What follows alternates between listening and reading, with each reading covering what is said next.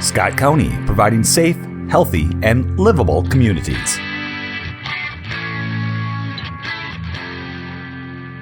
Mr. Chairman, Commissioners, thank you very much for your time this morning. We're going to have some conversation today about specialty courts. So speaking both about our treatment court and also about our new veterans court. Both are part of the board's strategies to reduce crime recidivism. They're also part of just our bigger work to assure that we can help to restore people that are struggling with mental health and chemical dependency issues and support that recovery, minimizing the negative impacts on individuals and families and communities. The treatment court has come here as part of an agreement with the county board annually, and they come to discuss areas of growth and challenges every year. Since our last visit, there have been a couple of new things that we're going to talk about today. One is the first admissions to Veterans Court.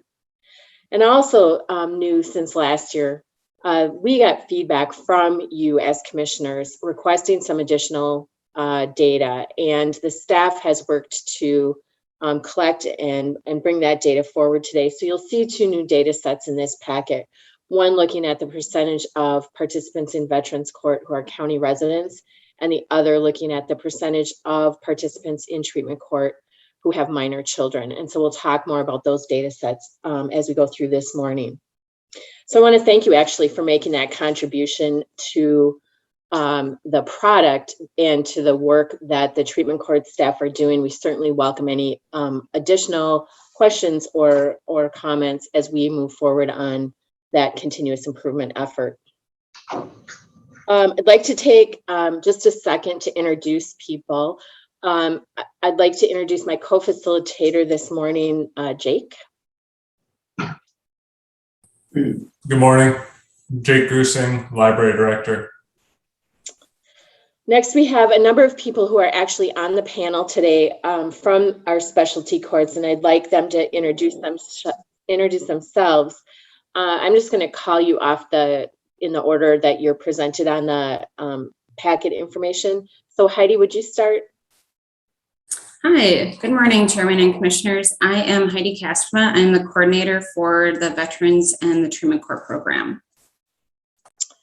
Judge Wilton. Good morning, Chairman and Commissioners. I'm Chris Wilton, one of the judges here in Scott County.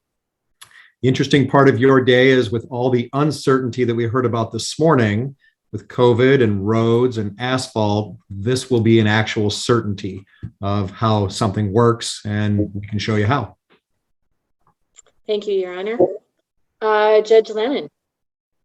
Good morning, Chairman and Commissioners. I'm Judge Lennon.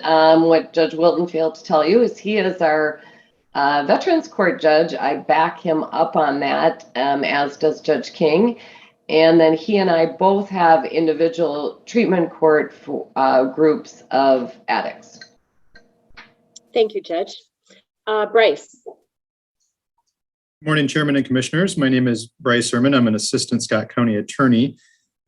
In this role, I do both our treatment court and our veterans court. I also handle a child protection caseload here in the county. Thank you. Alan. Good morning, Chairman and Commissioners. My name is Alan Anderson. I'm also an assistant Scott County attorney. My primary responsibility is to work in the Veterans Court program, but on very rare occasions, I'll back up Bryce in the treatment court program as well. Thank you. Michelle? Good morning, everyone. I'm Michelle Barley. I'm with the Public Defender's Office. I am one of the two treatment court, drug court defense attorneys, and I'm also the managing attorney for 4 counties, including Scott County. Thank you. Katie? Good morning, Chairman and Commissioners. My name is Katie Malika. I'm the treatment court probation officer. Thank you, Katie. So, Commissioners, this is the primary group of folks we're going to talk with this morning, but there's also such a strong team component in the world of treatment court, and these folks have operated collectively together well. So we have a number of other members of their team who are here and available for specific questions and answers. So let me just introduce them quickly. Kevin. Good morning, Commissioners. Kevin Wetherill. I am the client defense attorney for the Veterans Court program. Thank you. Margaret? Chris, I believe some of those that weren't listed in the top half just came on via the YouTube channel. So they might not be on via Zoom. If how about Matt or Carrie? Good morning, Carrie Lorenz with Community Corrections. I'm a supervisor in the department, and Matt's actually at a training this week, so unfortunately he won't be able to join us. Dr. Schultz, are you on this morning? And then Molly, I saw that you were on earlier too. Yeah, good morning, Chairman and Commissioners. Molly Bruner, Director of Community Corrections, and I have the privilege of these programs being within our department and excited to be here to share some outcome data with you. Thank you. All right, I'm going to start by sharing my screen, hopefully. Are you able to see the Vets Court data right now?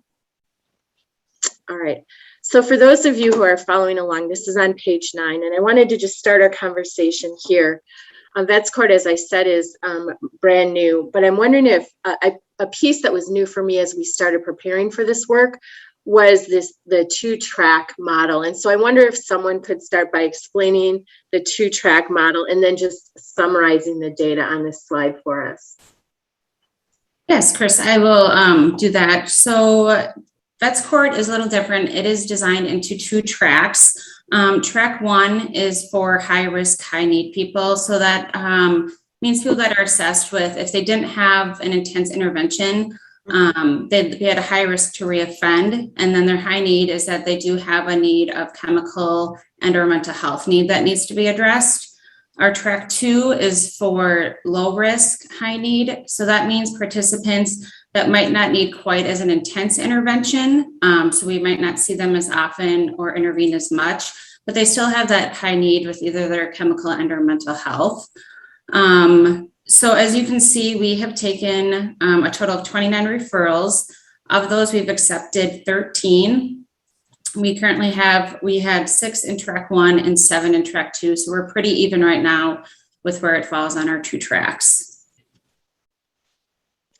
And then the county residency information, Heidi? Yep. So currently, of those referred, or of those active, we have 9 active right now. 5 of them do reside out of the county. 2 are Dakota County residents. 1 is Cambridge, currently in sober living due to not being able to be at the home for CPS issues. 1 resides in Bloomington, and then we have 1 who has unstable residence, but he's going to be working with VA housing to hopefully find some more secure, stable housing. At the time of our full 29 referrals, only 3 were non-residents at the time of referral. And we did deny 5 non-residents for jurisdiction reasons where they were just too far out of our jurisdiction to properly supervise them for the program. All right. I had just a couple other data questions about Vets Court and would throw this open to anyone in your team. 2 of the stated goals or hoped for outcomes in Vets Court. 1 was to arrive at a more advantageous legal disposition for veterans who had gone through Vets Court. And the other was the reduction of suicides among this population. And I'm wondering if you, how you've talked about this as a team, those 2 pieces as a team, and if we'll be seeing some data collection around those 2 pieces as you go forward.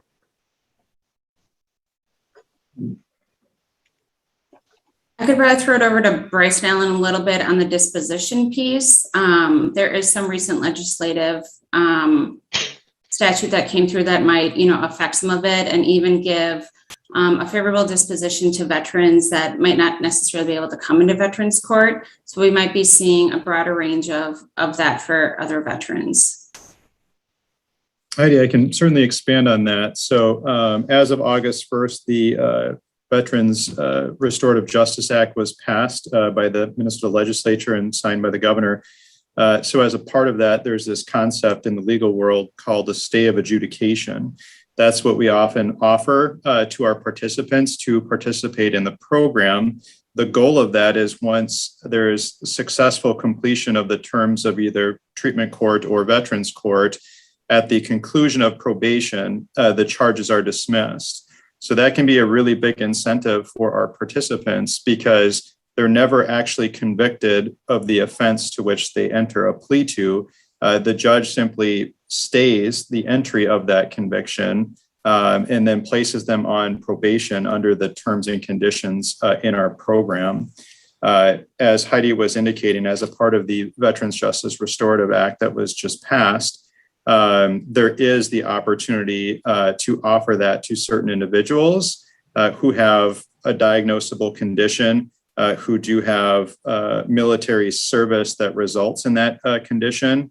And then the offense was essentially due to that ongoing condition that they have. So that's going to expand the opportunities that are available towards individuals who don't have the opportunity to participate in a veterans court. But I think we're very fortunate here in Scott County that we're 2 steps ahead of this legislation in terms of what we have to offer in terms of services and support to our veterans. And then Chris, to follow up with your second question regarding prevention of suicide. So all referrals that we receive are then referred to our Veterans Justice Outreach Officer, Margaret Newman, and she does a needs assessment as well as screening for potential suicidal ideation. If any of those came up as risk factors, she would refer them to services to help address that. So we do that right on the onset of referral, as well as something we pay attention to throughout their progress in our program. Okay, thank you, Heidi. Bryce, can I go back to your comment? I think I didn't expect you to say what you said. So it just made me land on another question, which is, with the new legislation, does that change the need at a local level for a treatment court specific to veterans? I would say it actually enhances the need. And I think what we're going to find is one of our big challenges when it comes to identifying who our veterans are is one, do veterans actually identify as veterans? And are they going to identify in a moment of crisis? Is there going to be feelings of guilt or shame associated with being charged with a criminal offense? Because of this legislation, expanding the opportunities available to our justice-involved veterans, I believe we're going to do a better job at identifying who our veterans are that are justice involved, and we're going to have better opportunities to connect them with the programming that's available in our program. And Chris, if I could add to that just a little bit, there is another distinction between the new legislation that Bryce referred to in our program, in that the legislation requires that the person who's charged with a crime establish a nexus or a commonality between their service-connected disability, whether they're mental health or chemical dependency condition, and the crime that they committed. So it's on the defendants in that case to show that those two things are connected. When we created our program, we did not include that requirement. So the crime doesn't necessarily need to be shown to be a direct result of whatever the chemical dependency or mental health need is. So we have a broader ability to accept people into our program that be in need of services or help that wouldn't necessarily qualify under that new legislation. So we do think it's important just to serve a greater population, which has kind of been our goal all along. And Chris, the final piece of that is that obviously we have veterans coming in, not just looking for a great legal disposition, but they're in need of help. And the fact that they can come and almost one-stop shop it in Scott County, where we have all the services set up for many of our veterans, as you know, it's difficult to find services. It's difficult to get benefits, to know if they're even entitled to benefits. And so part of what is alluring to for the Scott County Veterans Court is that one-stop shop and their need to have services all in one spot. Thank you. All right. My understanding is, Heidi, that you are tracking outcome data for Vets Court in the same way that you have tracked it for Drug Treatment Court. Is that correct? Correct. We are tracking a lot of the similar data that we collect for treatment court. So hopefully by next year, we'll be able to expand a little bit on what we have so far. But with it just starting in May 2020, we're pretty limited at this time. Great. Thank you. And we'll look forward to that. Jake, do you have any questions about Veterans Court? Otherwise, do we want to move on to treatment court? Yeah, that sounds good to me. And my first question, maybe the Veterans Court folks can speak into that as well, if you're ready for that, Chris. Yes, thank you. Okay. So we just heard Lisa Brodsky and Dr. Wilcox give us the COVID update, and that got me thinking back to last year when we talked about specialty courts. And one thing that stuck with me was Judge Wilton describing how I think he approximated at 90% of our participants had relapsed in the immediate fallout from COVID last spring, but subsequently bounced back when the treatment court structures were back in place. After going through another year of the ups and downs of COVID and navigating all that, what have you observed among your participants in both courts? And what is top of mind for the teams that are working in those specialty courts right now? Jake, that's a good question. And I will tell you that not surprisingly, our participants have bounced back. And of course, we still have a number who relapse and who struggle. And with any veterans court or drug treatment court, we fully expect that, especially the new people coming in to phase 1 and phase 2. I think some of our participants still struggle a little bit with the COVID piece and isolation. I will tell you that for the last 3.5 months, we have been back in person full swing. And I just had drug court and vets court yesterday, and all the participants were there. The beauty, I suppose, at this point, with all of our new technology and the ability to use Zoom and all the rest, if somebody's in treatment, so one of our veterans is at the St. Cloud VA, he was able to appear right in my courtroom via Zoom.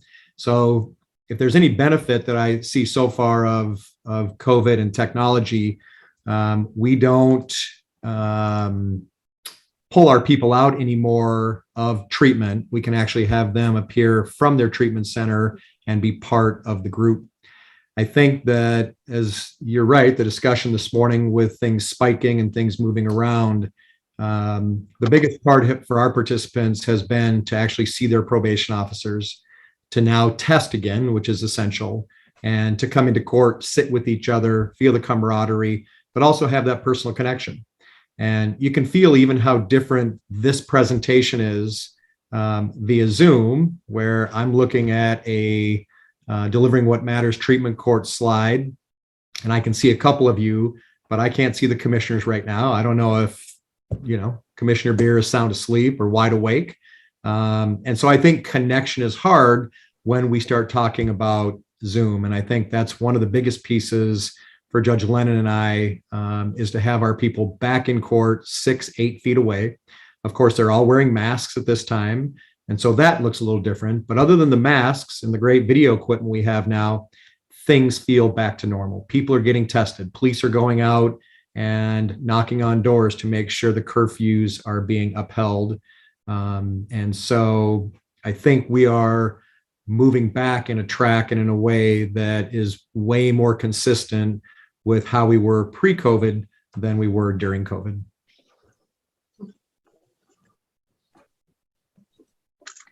Nice.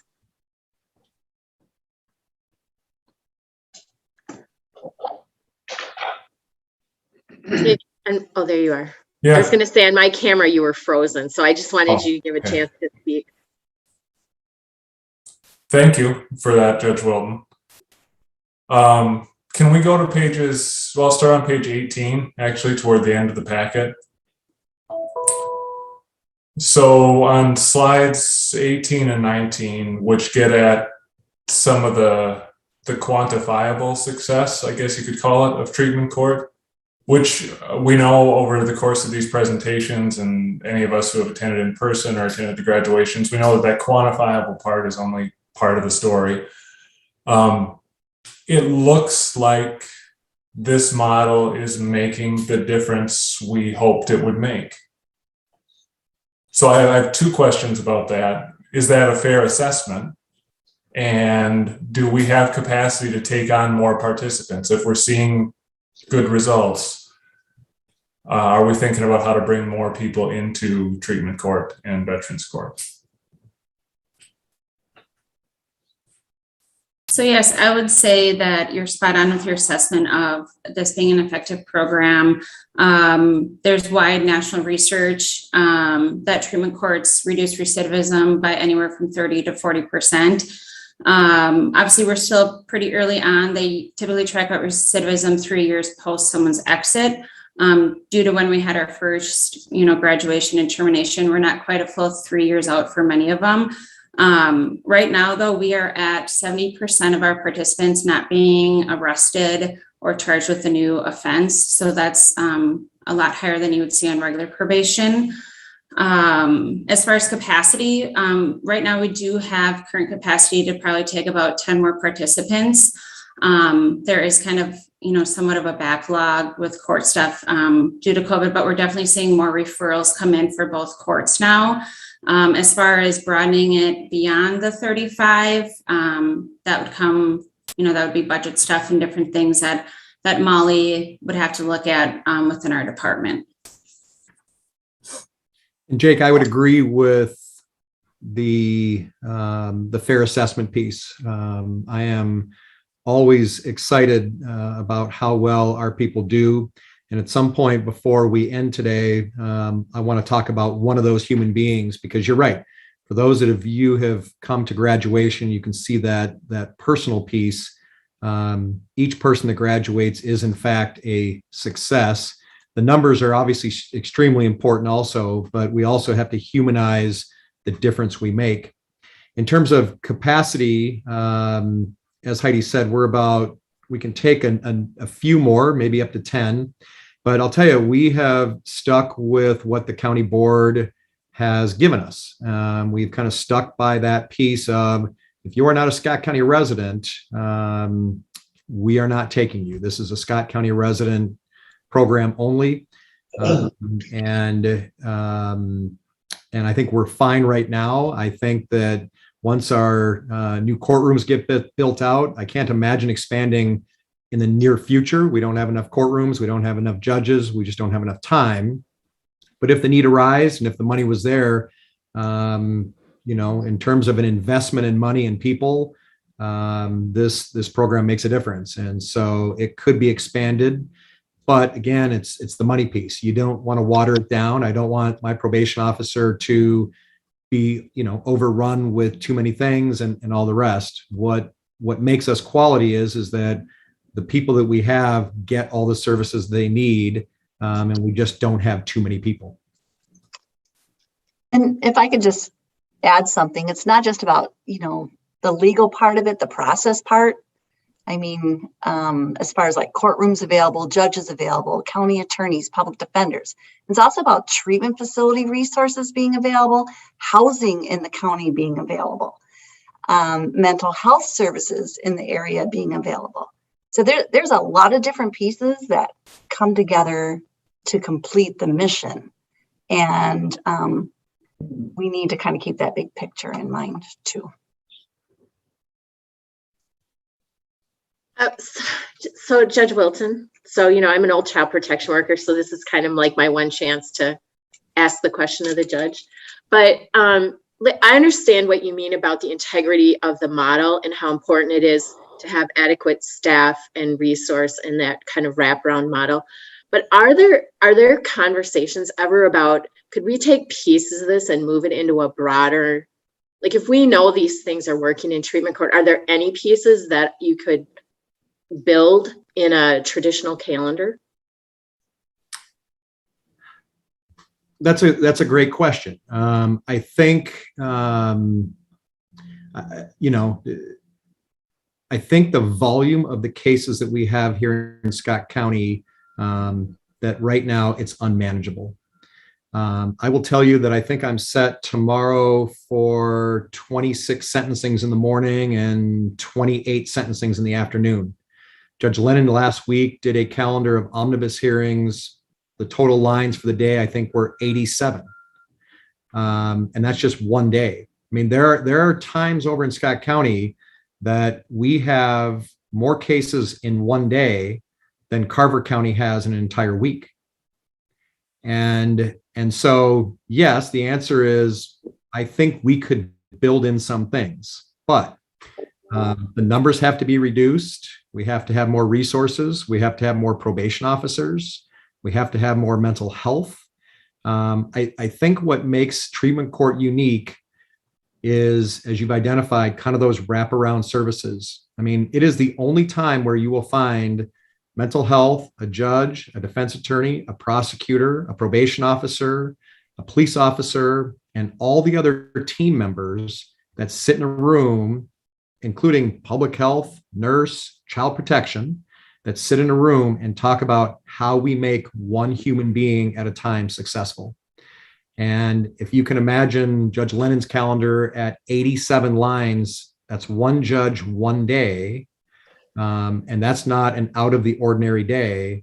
In theory, it would work, but the numbers that are coming into Scott County are, to say they're ridiculous, is an understatement.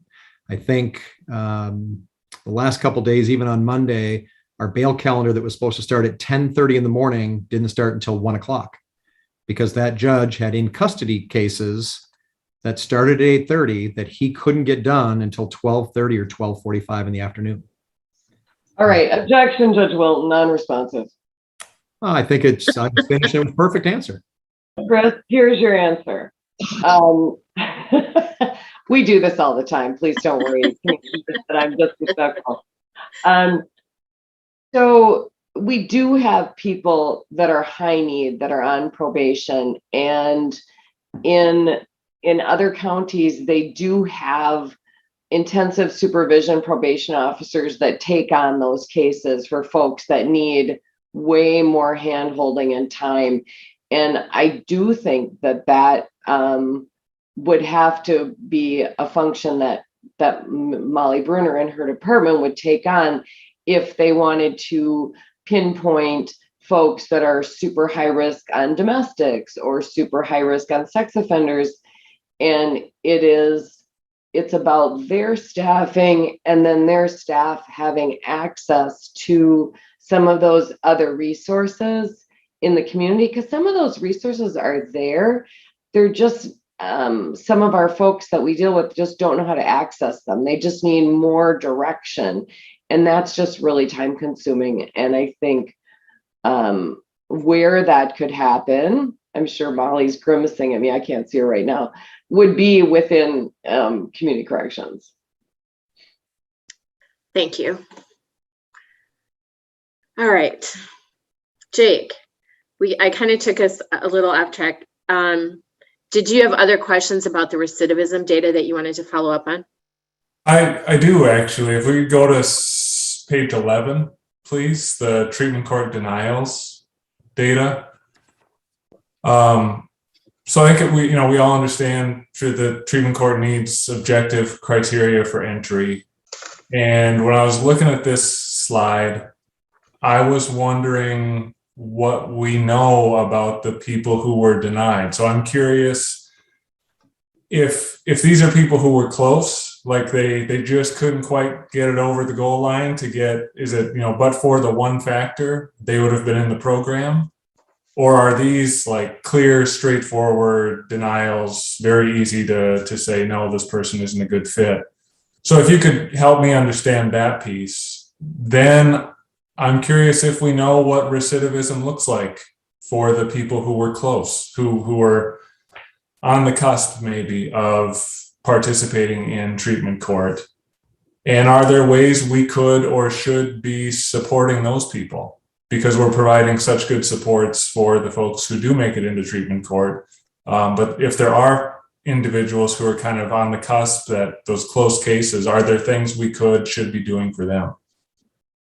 So Jake, to answer your question, a little of them are kind of the clear cut. So the non-resident, client declined, pending offense, criminal history, not high risk, high need, and the predatory offender registration, those are all kind of clear cut. They didn't qualify for a specific reason. The two kind of gray areas are the county attorney objection and the non-compliance. So what the non-compliance category means are people that were referred, they met eligibility, But during that kind of screening process window of trying to get them accepted, they absconded and took off. And then we lost contact with them and weren't able to get them accepted. Some may have come back on a re-referral and been accepted. And then as far as the county attorney objection, I'll hand that a little bit over to Bryce, but that also is an area where some might have met eligibility, but there are certain factors, whether it's their criminal history, their risk to public safety, where the county attorney's office might not have felt comfortable giving them the stay of adjudication to come into this program. We, have adjusted some of our criteria, and Bryce can probably speak to it more as well. The county attorney's office in January 2020, after our grant ended, 2019, they took a look at all of our disqualifying criteria, our offenses, because the BGA had some offenses in place that we couldn't take due to getting grant funded. And after that grant ended, the county attorney's office did review all the offenses and made some adjustments to that, which has opened it up to some people that would have been disqualified before. So again, I can kind of let Bryce speak to the county attorney objection piece. And then as far as you're kind of comparing the people that maybe wouldn't have made it, we are hoping to get another evaluation completed. And that way we can pull a control group, either from the people that were referred that would have been eligible and didn't make it. And we can do a side-by-side comparison to maybe how they've done. So we're hoping maybe in the next year or two, we can get an evaluation going in our program to kind of look at that piece further. And before Bryce talks, remember, Jake, the way we've set this program up is the county attorney's office has the first right of refusal. So it goes to them. And then if they believe that somebody's eligible, then as a team, we will take a look and make a determination as to whether or not they're eligible. But they have the first right of refusal, regardless of what anybody else thinks or believes. Bryce? Yeah, so just to expand on that, again, that's been one of my long-term goals, is that we're really narrowing down why we are not accepting somebody into the program or exercising our veto, because we understand the potential impact that has on an individual's lives. So what we've really narrowed down to when looking at this concept of how are we best and adequately protecting public safety, we're trying to identify factors such as, are there ongoing or pending investigations involving this individual? Are there concerns regarding large scale or distribution of drugs in our community? Is there ties related to gangs or otherwise organized criminal activity? This is feedback that we're seeking from law enforcement in the community. The other aspect that we're looking at is, again, oftentimes the cases that are getting vetoed are ones that have significant victim involvement, whether it's financial card transaction fraud or some extensive victimization regarding identity theft cases, things like that, where we're looking at that as a factor for really when it comes to this idea that someone might be a presumptive commit to prison as a result of the seriousness of their offenses, really is confinement necessary to protect the public from further criminal activity. Again, it's not a process that I particularly enjoy saying no, and we have lots of discussions and healthy discussions about that. I think the other thing that Heidi would be quick to point out is, since we took a look at our criteria and made revisions, we actually have accepted 3 individuals into our program who were previously would not have been eligible under our previous criteria. So again, we're making changes to identify these individuals and offer them services and support when it's safe and appropriate to do so. And along with that, how Bryce mentioned, we have accepted 3 since they changed their criteria. When we were under the grant, there were 9 people that were not eligible based on the BGA criteria, but with the changes the county attorney's office made, 6 of those 9 would have been eligible. So that also says something to where it would have broadened it even more. Thank you.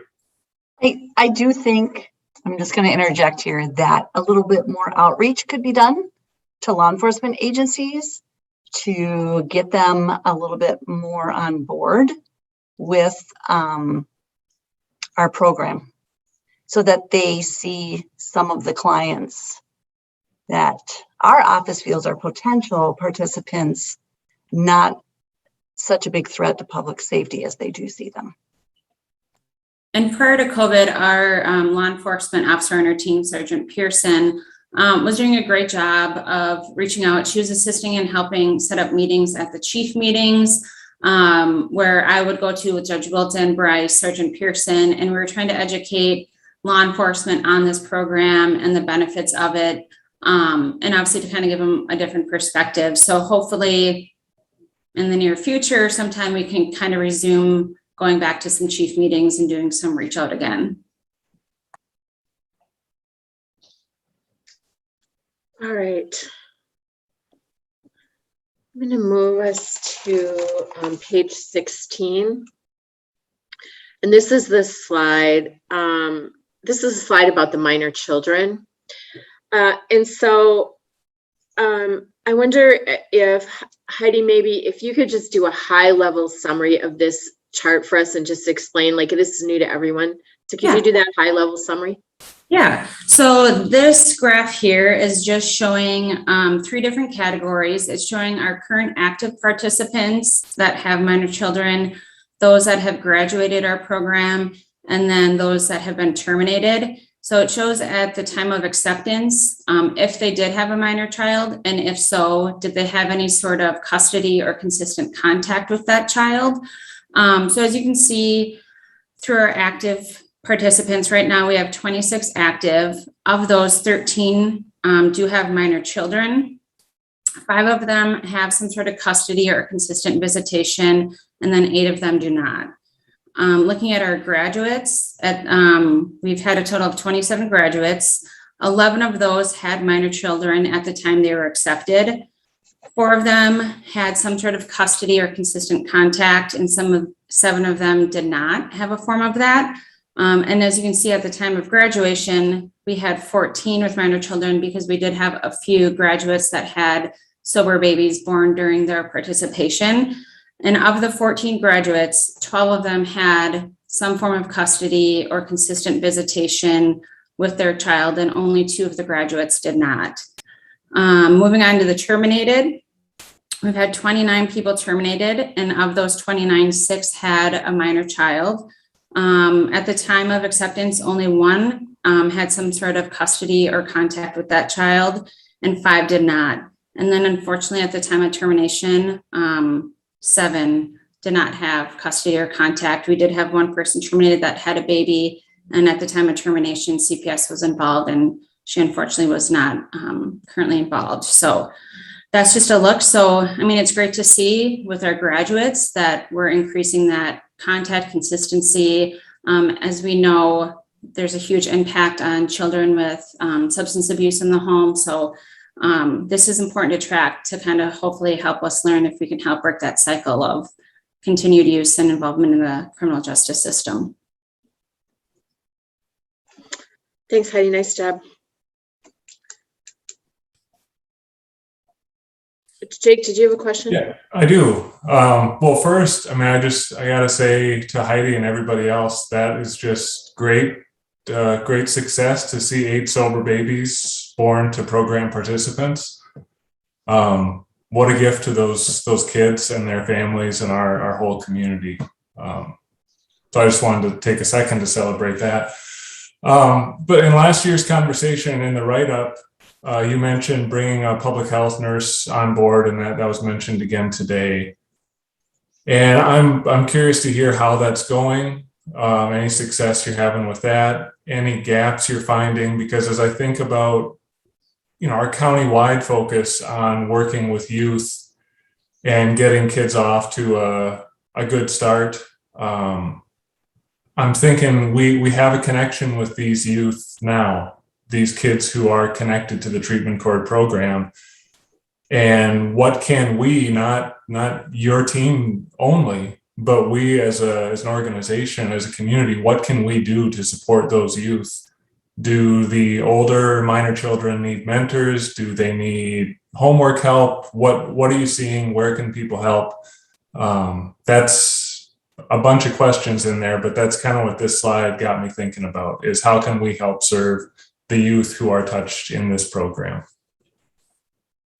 Well, to start off, Angie from Public Health has been now part of our treatment court program. And Heidi, I can't remember exactly when she started, but she started to serve one of our pregnant moms, whose name is Maggie, and provided just amazing care and follow-up and conversations with Maggie about the good, the bad, and the ugly, and all the rest. And so that has been such a gift to have somebody from public health, a nurse that has sat on our treatment court, because obviously she has an expertise that none of us have, and she fits a different role. She gets to potentially go in the home, meet with our soon-to-be moms, and make sure that they're taking the right vitamins and medication and all of that. So, again, the more wraparound services we can have and the more we can offer to our people, the better off they're going to be. Maggie's somebody that I'll talk about in a little bit, but she was in our program for 47 months that we had her in. And she just gave birth to Warren a couple months ago. And again, a healthy, sober baby. But it took her 47 months to get through our program. She failed through treatment 9 times. She got through 3 treatment programs. She started in our program when she was 24 years old. And we used so many services for Scott County and other counties, including Scott County Mental Health. She had a pre-petition screening where she had a stay of commitment back in 2018. She was open to adult mental health case management. Guild has helped her out. She was in adult foster care. She was twice in an IRTS facility. And here's a young lady that persisted when the entire time her family essentially wanted her to go ahead and execute her sentence, go to prison, and just be done with it so that she didn't have to worry about coming to treatment court anymore. When she graduated a couple months ago, she finished with, we did 195 drug tests on her, 132 curfew checks, and she had over 300 days of verified sobriety and 376 days of personal sobriety. And so through all the services and all the rest, here is what I would hang our hat on as a team and as a county and all the rest. Nobody gave up on her. She had a criminal history coming in of DWIs, a second-degree DWI, burglary 3, and really was lost and didn't have a lot of hope. And now she's going to start college. She just had a baby. She has stable living. She's sober, and she's providing, something back to the community. And that's all to say that, part of that is the services we got from public health to have a nurse follow along and report back to us as to what was happening with her. So that's the long answer to the public health piece. And I hope to get them more involved, right? We take care of new moms that are ready to have, but what we don't do yet is, what about the dads, the brand new dads that have never taken care of a baby, couldn't change a diaper to save their life? So there are so many more things and services that are offered that we don't take advantage of. And if I could chime in, Jake, you asked about resources for these families. And I think by and large, the biggest issue is daycare and daycare support.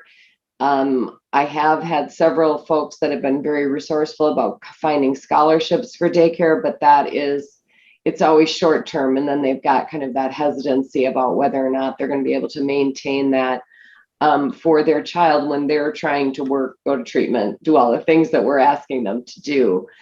I would like to see, and I think we're talking about it within our program, just providing some help as far as, backpack school supplies or winter coats and boots, those sorts of things for families that that need them, I think we want our folks to be able to access those kinds of resources. I do think it was Angie and Katie also that found some of there was some sort of fair at the library and it had a lot of different resources, and just getting that information to our participants with kids is really great, because once they have it, then they can access other places that have resources available to them. Sometimes it's just information. And so we're always trying to get our folks to see what resources are out there to help them with their kids. And then the last piece would be housing. Our people struggle to find housing. And as you can imagine, with felony records and all the rest, not a lot of people want to rent to them. Judge Lennon and I both have a participant in each of our treatment courts that have been searching now for months looking for an apartment. They both have children and nobody will rent to them in Scott County. And so that's the other hurdle. You know, we take for granted so much about going to buy a house or rent an apartment or going to get a job or doing those things. And what we forget very quickly is the hurdles that our drug court and our vet court participants face. Can you imagine going out trying to rent an apartment and being told 32 times, no, we're not going to rent to you? Or going to apply for a job 5, 8 times only to have your background come back and say no because of your background. And so it's easy to lose hope. And, you know, the piece that Judge Lennon and I and the team bring is that hope piece. But it's hard when you keep getting punched in the face over and over and over, can't find a place to live, can't get a job, etc. The team does a phenomenal job. We've had police officers help our participants get jobs. Probation officers do the same, but it's difficult. It's difficult for them. And you look at somebody like Maggie, and that's, you know, she was in adult foster care. And it's been hard for her to find a place until recently. And to add to that, one nice piece about this program is there's a lot of peer support within the participants themselves. So a lot of participants will, you know, say, hey, I can give you a ride here, or I work here, why don't you apply here? Or they really network and connect on resourcing with each other and what's worked with them. So that is one great piece about bringing them together every week, is that they get to build those connections and kind of learn from each other. So that's a great piece.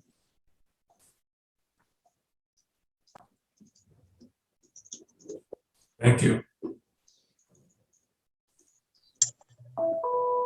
All right. I want to look at one other slide. And this slide this is just because the whole point of delivering what matters and having these conversations in Scott Delivers is to look at, is anybody better off? Is anybody better off because of the services that we have provided? And you all have done a really nice job today, I think, talking about both the tangible and those things that are less hard to measure, right? The data and the narrative have to come together. This is just a nice slide that I think looks at, is anybody better off? And so Heidi, can you just walk us through this just again at that high level summary piece? Yeah. Yep. So this graph here looks at our graduates versus those people that did not make it through the program. It looks at 4 categories of some life factors: driver's license, employment, education, and stable housing. And it looks at each group at where were things before or at the time they started our program, and then where were things at the time of completion or termination from our program. So I'll start with our graduates, which is going to be on the left-hand side of the graph. We've had 27 graduates. So at the time they were accepted, 13 of those 27 had a valid driver's license.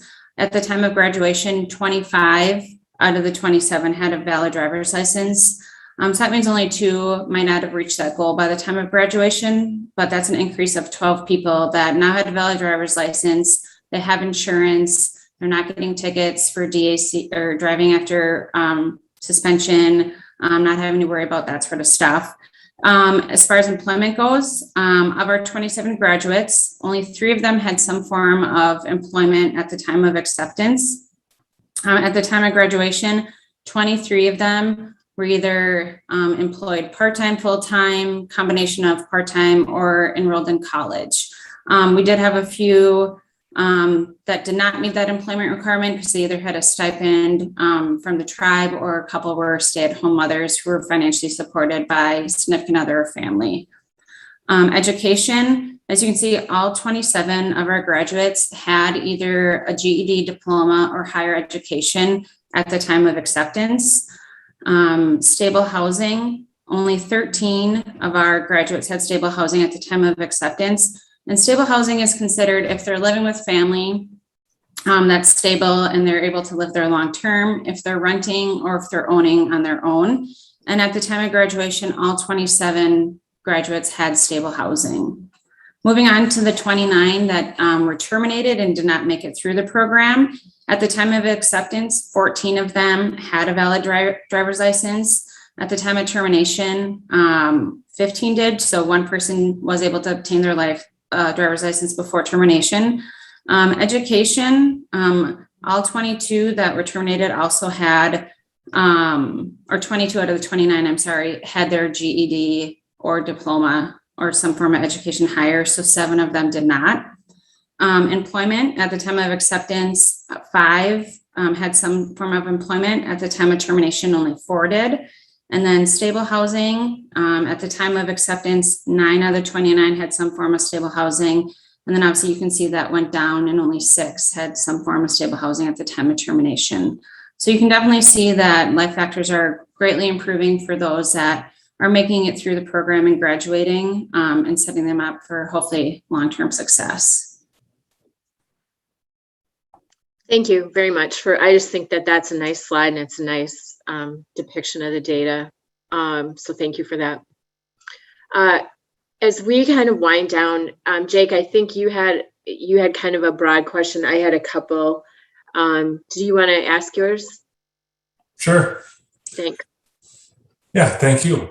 So every month I get to be part of the team that welcomes new employees to the county.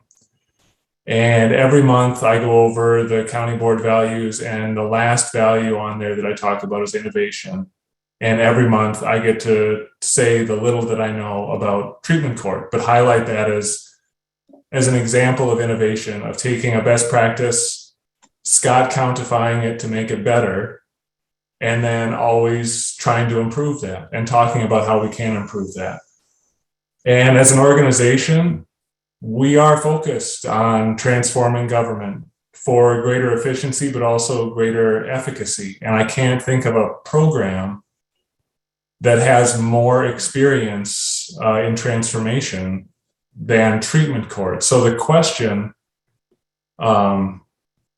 is what do you know now, several years in, about breaking down silos and collaborating and transforming a model that could be applied elsewhere? So if you're somebody like me, or you're somebody who's trying to get the family resource centers up and running, what lessons would you share with the rest of us to help us transform our programs? That is a good question. I would get as many people as you can to the table. And the more voices you have at the table, the better off you are. Second would be that it just takes time. We talk about breaking down silos all the time. There are still huge silos in Scott County. One department doesn't talk to the next. People within the same department have different grants, and they are in different silos. And people get proprietorship over certain things that they just think are theirs. And I'll tell you, Jake, one of the things that we do is we work hard at not being complacent. And so a number of us, I think 6 or 8 or 10, Heidi, I can't remember how many went to the national conference in Washington, D.C. for 3 days. 9. And we sat as a team and we listened to the most innovative, research-driven conference for 3 days as to new things happening and what's happening. And all of us went our separate ways to look at all these pieces. And then coming up next month, we are going to carve out, and we have carved out 4 hours for both drug court and veterans court separately, where we can sit down as a team and talk about what we do, how we do it, and what's good and what's bad and what we can improve on. Judge Lennon had a great idea a week or two ago about, again, things that we can start studying of potentially what went wrong. And for me, and I think for Judge Lennon also, it's great that we are producing sober babies, sober humans, and everything else. But that's our expectation. We expect that of ourselves and of our team. And where we try to get better is we look at our failures, because you're only as good as the people that are failing. And we are working hard at figuring out what we can do that's better. We had a suicide about a year ago, a little more than a year ago. It was April of 2020, Your Honor. April of 2020, thank you. And for a veteran. And he had watched Veterans Court a couple times, had a bunch of circumstances, and then he killed himself. And we can't ever just sit back and say, it's not our fault, there's nothing else we could do. That's definitely not how we operate. It's what could we have done better? Maybe we couldn't have prevented it, but we need to take a long, hard look at what we do to make sure we are doing everything we can for every single participant that comes in. And only then can you be better. And so to your question is, you have to analyze and keep analyzing and keep moving forward.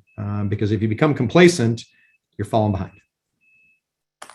And one thing I would add to that as well, Jake, is actually getting feedback from those that you're trying to serve. I think it's really important to hear from them on like what works for them, what do they need, what are they finding as the barriers. So I think that's something we could definitely incorporate more. One recent thing we did was a participant incentive survey. So a big piece of treatment court is incentivizing behavior. We want to incentivize and reward that good behavior in hopes that that will keep growing. So we took a step back and, in our head, we always think like we're doing, like who wouldn't like getting this stuff? And we really stepped back to ask them what works for them. And now we're going to be meeting to see what adjustments we need to make sure that we're giving them incentives that work for them and have value to them. So I think it's important to always get feedback from those that you're trying to serve as well. Thank you.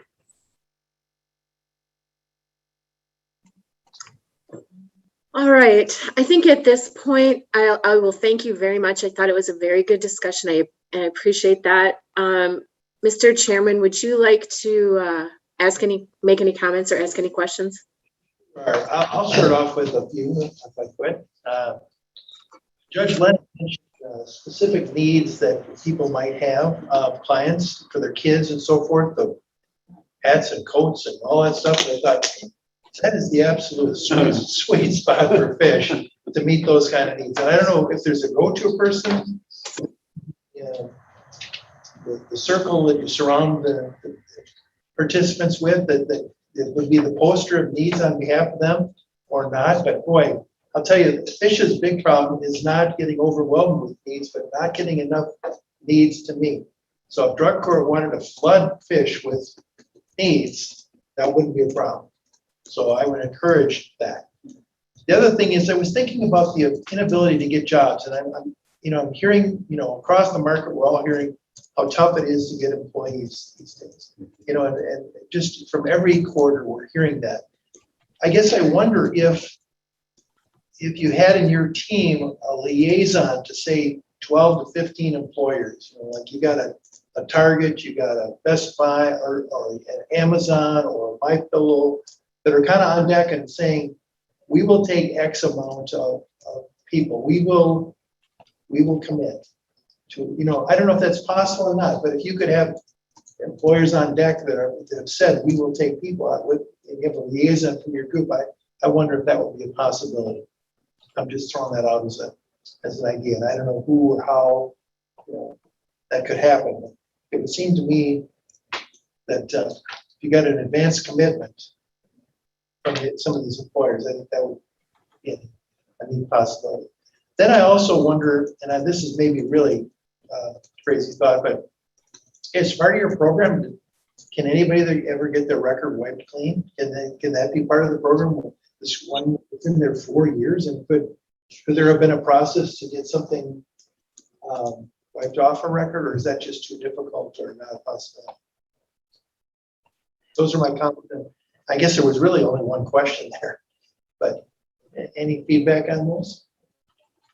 So folks in our program frequently receive a stay of adjudication, which allows for them not to have that criminal record once they've completed the program, but it still appears on a criminal history if an employer were to look as a pending matter. It's still out there, so to speak, until they complete the program. Sometimes folks, though, have prior convictions prior to entering in our program that they might be eligible to seek expungement for, but they may not under the rules. So we still have to work within the guidelines of the statutes as to what we can remove from someone's record. We have hesitated as judges. It would be inappropriate for us to try to solicit employers to take folks with criminal records that would violate our kind of ethical guidelines. But we do find out by trial and error the folks that are willing to take our participants, and more importantly, be cooperative in allowing our participants to come to court. You froze. Asking them to do. Well, I wonder, okay, hearing that comment about the employers, I wonder if there's a way that the county could firewall that dynamic and have that capability where maybe the county, separate from, it's firewall from your word, but it's set up where employers have said they would consider taking people. So the judges aren't doing it. You're not actually doing it, but somebody else is doing it on a firewall basis from their activities. I wonder if that would be possible. We'll take a look at what our community outreach officers or if there's. Yeah, we'll take a look at that. But that's a great idea. I mean, that would be, almost like a job fair type issue where our people could apply, and that would be a great idea. Other comments or questions? Yes, Yeah, Commissioner thank you, everybody. Great presentation. Really good to start seeing more data. And I'm sure that makes it better for you to see this, to see your work really shown in these outcomes. I just want to comment on a couple of things, kind of a thank you.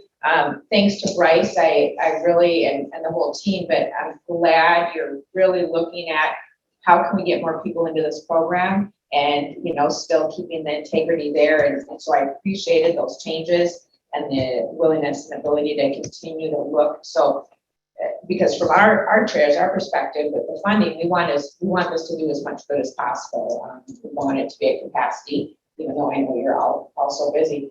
And thank you to everybody for the effort on the whole family unit and the minor children. I think that's so important because that just multiplies the outcome of this program so much.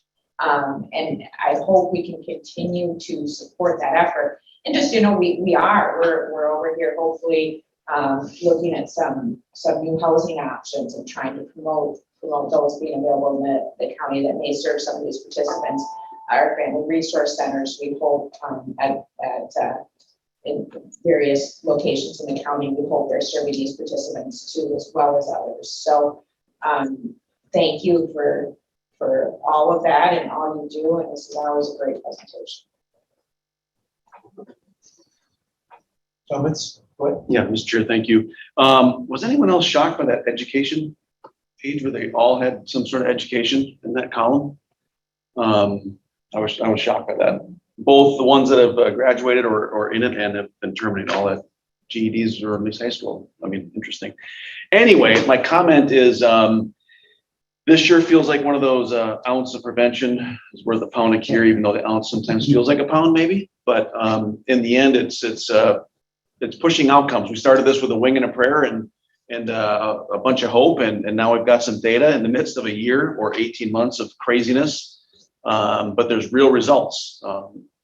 People are being maybe transformed. I don't know. Can I say that? That's a strong word, but at least moving down that moving down that pipe. And Judge Wilton, you mentioned the dads, and it sure seems to be the dads or dudes tend to be knuckleheads more than most.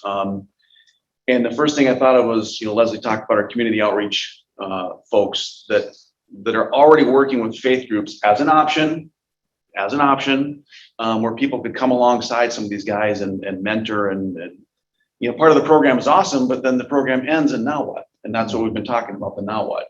So hopefully the county can fill some of those gaps, Fish can fill some of those gaps, where once they get out of your care and concern that they're going into, a broader, deeper, or whatever you want to call it, more sustained care and concern so that they don't come back. I mean, I don't want to see them again. I want to wish them well and Godspeed to them. So thanks for all your efforts. And I know this takes a toll dealing with humanity in this capacity, but looks like we have all the right people in place. So thank you for your hard work. Thank you, Commissioner Beer. And just one comment based on that with the mentor piece. We are in the process of getting peer recovery services on board for this program. So that piece are people that have more than likely been through addiction themselves, gotten into long-term recovery, and now they're a licensed peer worker to work with our participants and help them build those community connections, whether it's through support meetings, finding a sponsor, finding a sober softball league, anything that person might need to help their long-term recovery. And that's a person that can continue with them afterwards as well. So we're hoping that will be a nice added piece to our program.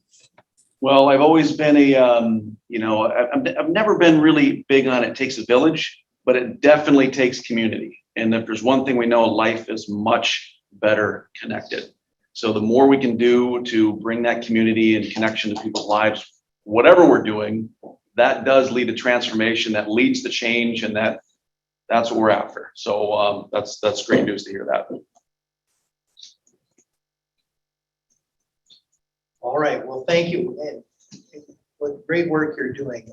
It's got to be really gratifying when you have successes, and I'm sure it's just crushing when you have setbacks with clients. But thank you. I'm sure it's very hard work, but you're doing fantastic things. And it's great to see. We're very thankful for